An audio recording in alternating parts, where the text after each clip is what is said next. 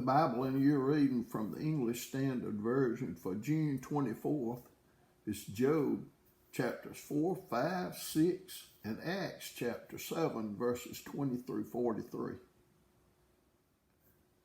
Job chapter 4.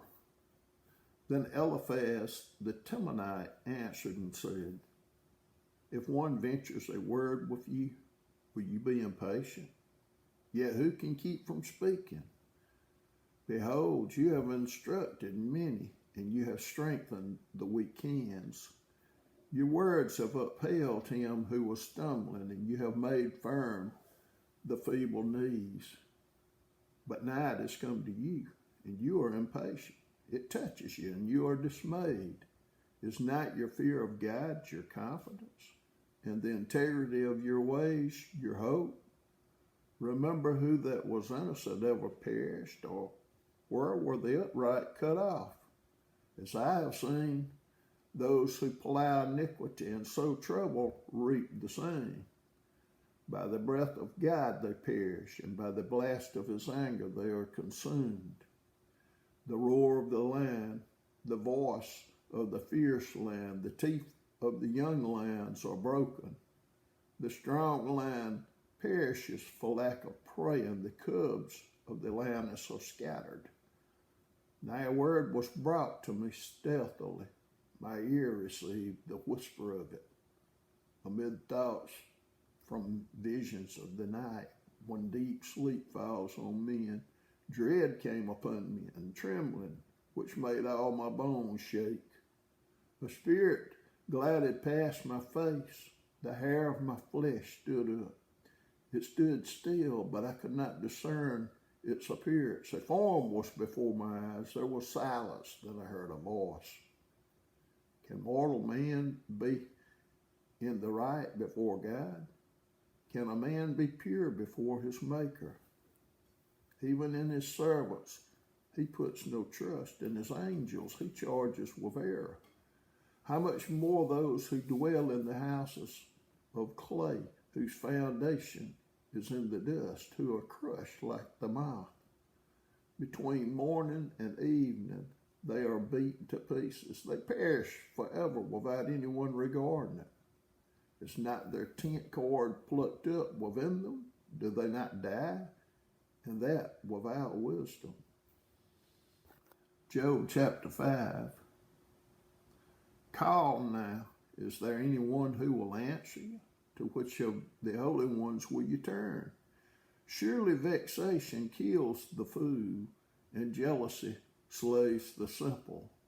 I have seen the fool taking root, but suddenly I cursed his dwelling. His children are far from safety. They are crushed in the gate, and there is no one to deliver them. The hungry eat his harvest, and he takes it even out of thorns, and the thirsty pant after his wealth. The affliction does not come from the dust, nor does trouble sprout from the ground. But man is born to trouble as the sparks fly upward. As for me, I would seek God, and to God I would commit my cause, who does great things and unsearchable marvelous things without number. He gives rain on the earth and sends waters on the fields. He sets on high those who are lowly, and those who mourn are lifted to safety. He frustrates the devices of the crafty, so that their hands achieve no success. He catches the wise in their own craftiness, and the schemes of the wily are brought to a quick end. They meet with darkness in the daytime and grope at noonday as in the night. But he saves the needy from the sword of their mouth and from the hand of the mighty. So the poor have hope, and injustice shuts her mouth. Behold, blessed is the one whom God reproves. Therefore, despise not the discipline of the Almighty, for he wounds, but he binds up. He shatters, but his hands heal. He will deliver you from 6 troubles, and 7 no evil shall touch you. In famine he will redeem you from death, and in war from the power of the sword. You shall be hidden from the lash of the tongue, and shall not fear destruction when it comes. At destruction and famine you shall laugh, and shall not fear the beast of the earth. For you shall be in league with the stones of the field, and the beast of the field shall be at peace with you. You shall know that your tent is at peace, and you shall inspect your foe and miss nothing. You shall know also that your offspring shall be many, and your descendants as the grass of the earth. You shall come to your grave in ripe old age, like a sheaf gathered up in its season.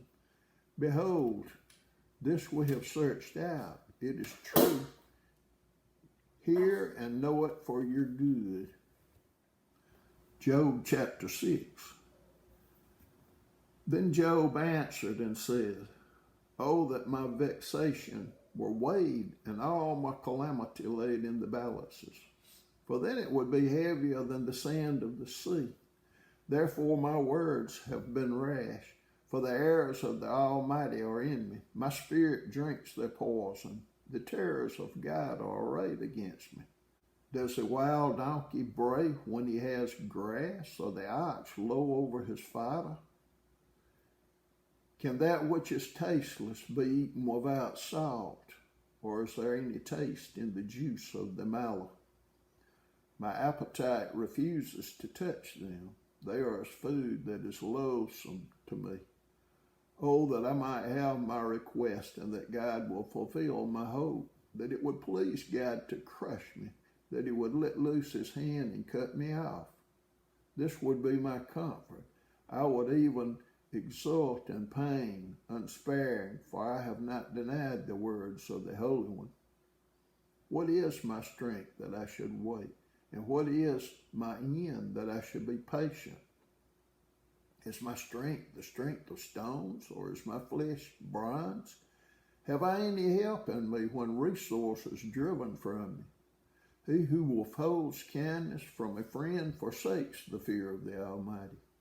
My brothers are treacherous as a torrent bed, as torrential streams that pass away, which are dark with ice, and where the snow hides itself. When they melt, they disappear. When it is hot, they vanish from their place. The caravans turn aside from their course. They go up into the waste and perish. The caravans of Timnah look, the travelers of Sheba hope. They are ashamed because they were confident. They come there and are disappointed. For you have now become nothing. You see my calamity and are afraid. Have I said, make me a gift, or from your wealth offer a bribe for me, or deliver me from the adversary's hand, or redeem me from the hand of the ruthless? Teach me, and I will be silent. Make me understand how I have gone astray. How forceful are upright words, but what does reproof from you reprove? Do you think that you can reprove with words when the speech of a despairing man is wind? You would even cast lots over the fatherless and bargain over your friend. But now be pleased to look at me, for I will not lie to your face. Please turn, let no injustice be done. Turn now, my vindication is at stake. Is there any injustice on my tongue? Cannot my palate discern the cause of calamity? Acts 7, verses 20 through 43. At this time Moses was born, and he was beautiful in God's sight. And it was brought up for 3 months in his father's house. And when he was exposed, Pharaoh's daughter adopted him and brought him up as her own son. And Moses was instructed in all the wisdom of the Egyptians, and he was mighty in his words and deeds. When he was 40 years old, it came into his heart to visit his brothers, the children of Israel. And seeing one of them being wronged, he defended the oppressed man and avenged him by striking down the Egyptian. He supposed that his brothers would understand that God was giving them salvation by his hand, but they did not understand. And on the following day, he appeared to them as they were quarreling and tried to reconcile them, saying, "Men, you are brothers. Why do you wrong each other?" But the man who was wronging his neighbor thrust him aside, saying, "Who made you a ruler and a judge over us? Do you want to kill me as you killed the Egyptian yesterday?"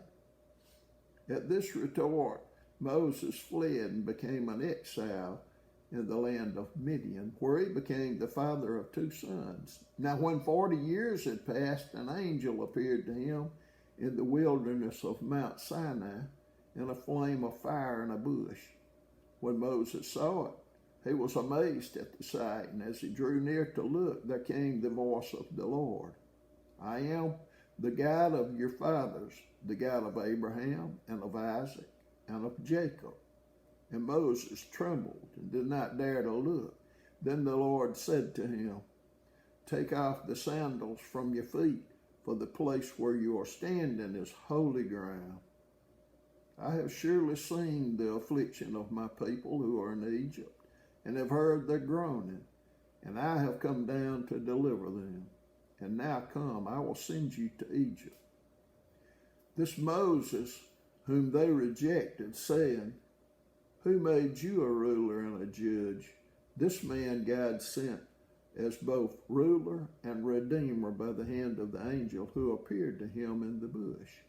This man led them out, performing wonders and signs in Egypt and at the Red Sea and in the wilderness for 40 years. This is the Moses who said to the Israelites, "God will raise up for you a prophet like me from your brothers." This is the one who was in the congregation in the wilderness with the angel who spoke to him at Mount Sinai. And with our fathers, he received living oracles to give to us.